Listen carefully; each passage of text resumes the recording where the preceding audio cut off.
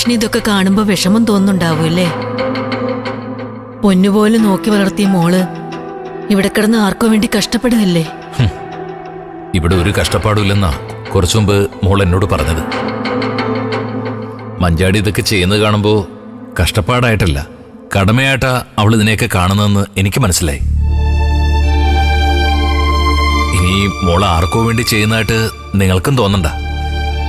മഞ്ചാടി നിങ്ങളെ വിളിക്കുന്നത് അച്ഛ എന്നും അമ്മയെന്നും അല്ലേ? എന്റെ മുന്നിൽ ഒരു കൊച്ചുകുട്ടിയെപ്പോലെ കളിച്ചു നടന്ന മഞ്ചാടി മോള് പെട്ടെന്നൊരു ദിവസം വളർന്നു വലുതായി പക്വതയുള്ളൊരു സ്ത്രീയായി മാറിയെന്നുള്ള അത്ഭുതം മാത്രമേ എനിക്കിപ്പോ ഉള്ളൂ.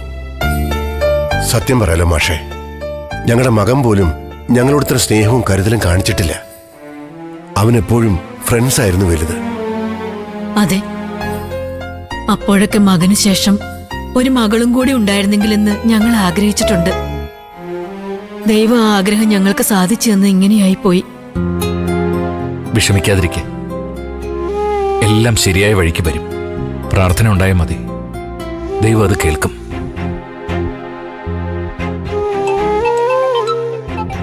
അച്ഛന്റെ ഫോൺ ഇറങ്ങിയെന്ന് ഞാൻ എടുത്തിട്ട് വരാം. വേണ്ട മോളെ, ഞാൻ പോയി എടുത്തോളാം. മാഷേ പോരെ.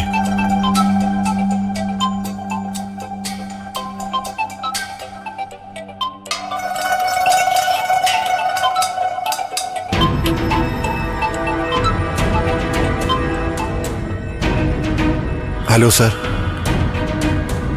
എന്താ ഫോൺ എടുക്കാൻ ഇത്ര താമസം? ജീവൻരാജിന്റെ അച്ഛനല്ലേ? അതെ സാറേ, ഫോൺ കയ്യിലില്ലായിരുന്നു. സാറെന്താ വിളിച്ചത്? മോനെ കുറിച്ച് എന്തെങ്കിലും വിവരം കിട്ടിയോ സാർ? ആ, ഒരു ഇൻഫർമേഷൻ ഉണ്ട്. ഞങ്ങളവിടെ ഉണ്ട്. എവിടെയാ സാറേ എൻ്റെ മോനുള്ളത്? അതെ, ഞാൻ പറയുന്നത് നിങ്ങൾ മനസ്സുറപ്പോടെ കേൾക്കണം. ജീവനെ കുറിച്ച് ഞങ്ങൾക്ക് കിട്ടിയിരിക്കുന്നത് ഒരു ഗുഡ് മെസ്സേജ് അല്ല. എന്താ സാർ? എന്താ സാർ? എൻ്റെ മോന് വല്ല അപകടം പറ്റിയോ? പുഴയിലെ കുത്തൊഴുക്കിപ്പെട്ട് കാണാതാവുക എന്ന് പറഞ്ഞാൽ തന്നെ അത് വലിയൊരു അപകടം തന്നെ. എങ്കിലും ജീവൻ തിരിച്ചു വരുമെന്ന് നമ്മളൊക്കെ പ്രതീക്ഷിച്ചു. പക്ഷെ സംഭവിച്ചത് അങ്ങനെയല്ല. ഈശ്വര, എൻ്റെ മോൻ എന്താ സംഭവിച്ചത് സാർ? ബല, എനിക്കിത് കേൾക്കാൻ വയ്യ പക്ഷേ. CI സാറാ, നിങ്ങൾ ചോദിക്കേ, എന്റെ ജീവൻ എന്താ പറ്റുന്ന ചോദിക്കേ സാറിനോട്. ഹലോ സാർ, ഞാൻ മഞ്ചാടിയുടെ അച്ഛനാ. ആ മാഷേ, ഒരു ബാഡ് ന്യൂസ് ഉണ്ട്. അത് കൺഫേം അല്ല. സാർ പറയൂ.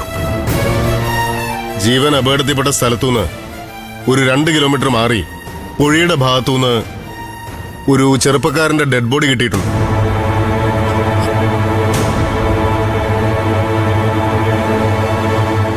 ബോഡി കുറച്ച് അഴുകിയിട്ടുണ്ട്.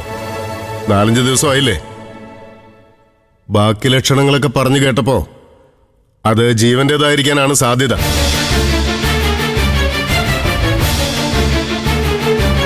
എങ്കിലും ഏറ്റവും അടുപ്പമുള്ളവർ ഐഡന്റിഫൈ ചെയ്താലേ ഉറപ്പിക്കാൻ പറ്റൂ. മാഷ് മോളെയും ജീവന്റെ അച്ഛനെയും കൂട്ടി ഇങ്ങോട്ടൊന്ന് വരണം. എവിടെയാണ് സാർ വരേണ്ടത്? ബോഡി ജനറൽ ഹോസ്പിറ്റലിലെ മോർച്ചറിയിലാ. ഞങ്ങളിവിടെ ഉണ്ട്. ഞങ്ങളിവിടെ വെയിറ്റ് ചെയ്യാണ്. സാർ, ഞങ്ങൾ വരാം. അച്ഛാ, എന്താ അച്ഛാ? അച്ഛാ, ജീവൻ എന്താ പറ്റിയേ? അവൻ എവിടെയാ ഉള്ളത്? മോളെ മഞ്ചാടി, മോളെ, ദൈവം തീരുമാനിച്ചത് എന്താണെന്ന് നമുക്കറിയില്ല.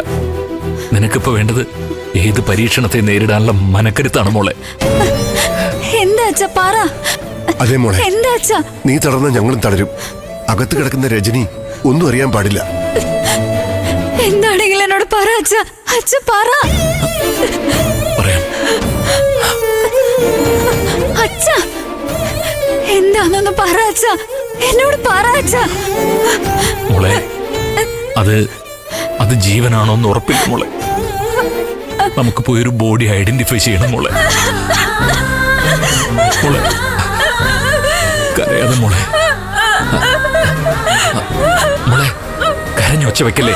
അകത്തമ്മ കിടക്കുന്ന കാര്യം ഓർത്തില്ലേ? മോള് ധൈര്യമായിട്ടിരിക്കെ. അതവനായിരിക്കില്ല. ദൈവം അങ്ങനെയൊന്നും നമ്മളെ ശിക്ഷിക്കില്ല മോളെ.